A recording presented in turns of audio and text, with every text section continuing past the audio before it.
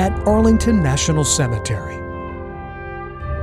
It is a solemn scene repeated nearly 30 times a day.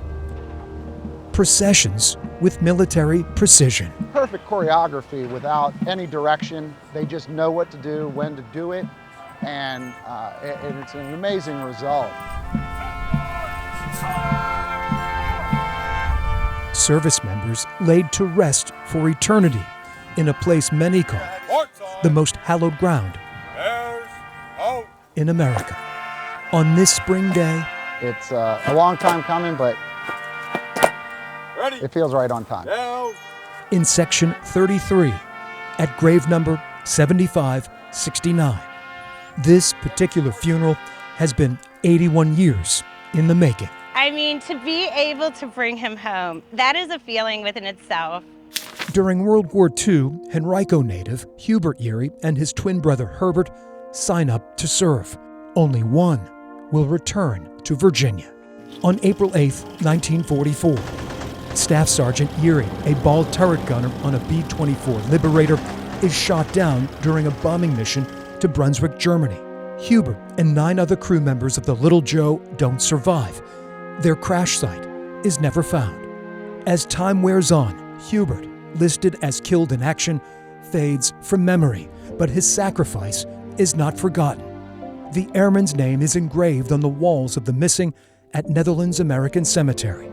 A few years ago, researchers with the Department of Defense POW-MIA accounting agency excavate a farm in Germany. What archaeologists find answers the question Hubert Yeary's family has been quietly asking for more than 8 decades. Well, it's overwhelming. James Yeary knew about his missing Uncle Hubert, but the subject far too painful for older generations to discuss. I thought today's date was particularly sort of eerie because today's May 1st, which is also known as May Day, which is the call when a plane is going down or in trouble.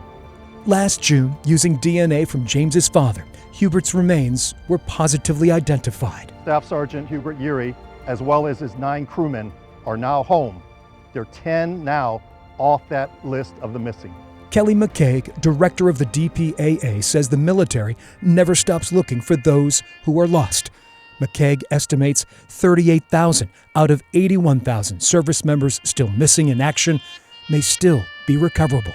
But not having human remains creates that void in both mind and heart that we in DPA are privileged to provide them closure, provide them answers after decades.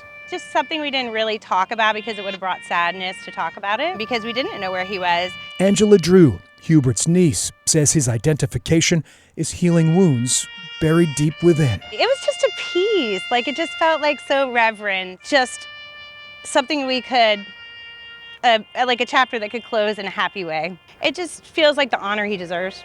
Angela says her son, the next generation of Yearys, will have a hand in carrying on the memory of the relative he never knew. It's a legacy of our family.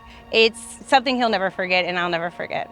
The Yearys only wish their uncle's late siblings and parents could witness this ceremony. It's a feeling of closure, and it's you know, you can't really compare it to anything else you've done because you don't do this twice. Arlington National Cemetery. He answered the call of duty, not for accolades or glory, but because he believed in something greater than himself. The final resting place of more than 400,000 service members. On this day, 20-year-old Hubert Yeary finds his way home. And it's that sacred commitment made to service members that went off to war and have not come home, that we, the United States, are still looking for them, still finding them, and more importantly, reunited them with their families here on American soil. Sir, on behalf of the President of the United States Army, and the grateful nation, please accept this flag as a symbol of our appreciation for your loved one's honorable and faithful service. For Heroes Among Us. It's extremely poetic. It's something out of a book. It's magic that's happening in real life. I'm Greg McQuade. And that's a wonderful opportunity and an honor. CBS 6 News.